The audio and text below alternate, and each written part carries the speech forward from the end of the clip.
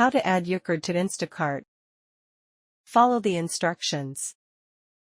Open the Instacart app or website and log into your account. Go to the menu in the top left corner and select Account Settings. Scroll down to Payment Methods and click to manage your payment options.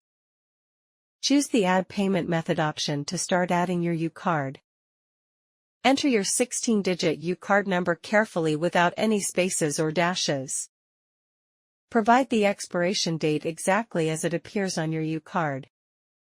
Enter the 3-digit security code, CVV, from the back of your Ucard. Review all the entered details to make sure there are no errors.